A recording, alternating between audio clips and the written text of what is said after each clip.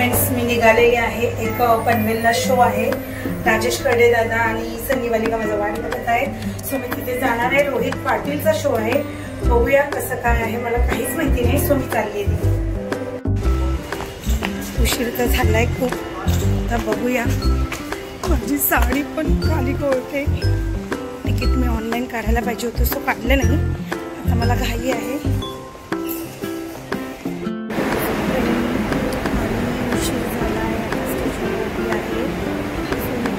बघू शकता माझं पनवेल लागलं, नेरूळ लागली आहे. भगवान गेली असती बरं झालं असतं. वाशी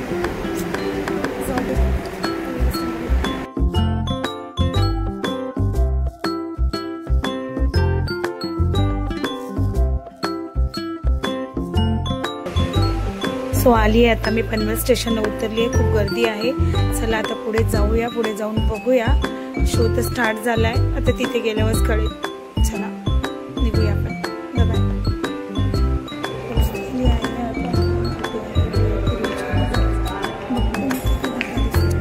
तर राजेश दादा भेटलेले आहे. तर मी आलेली आहे. Welcome welcome.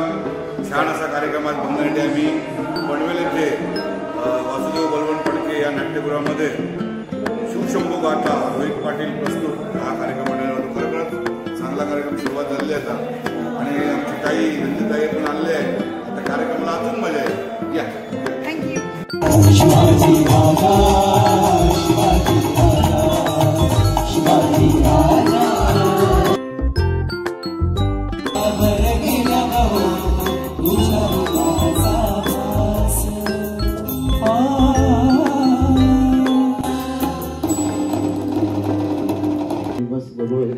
बोलायचं तर काही प्रश्न येतच नाही.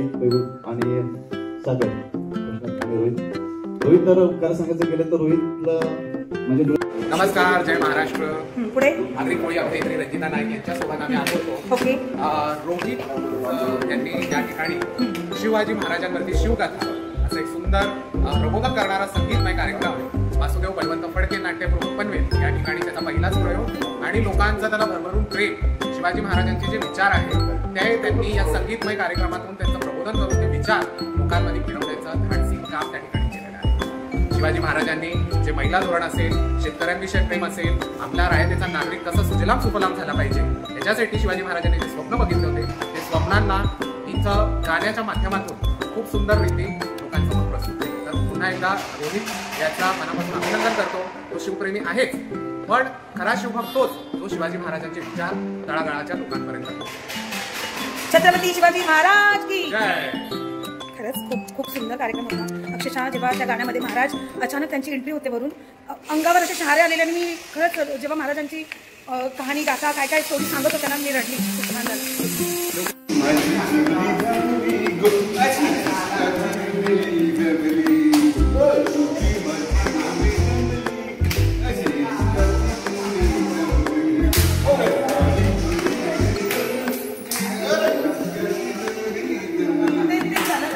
फायनली बाबा घरी आले.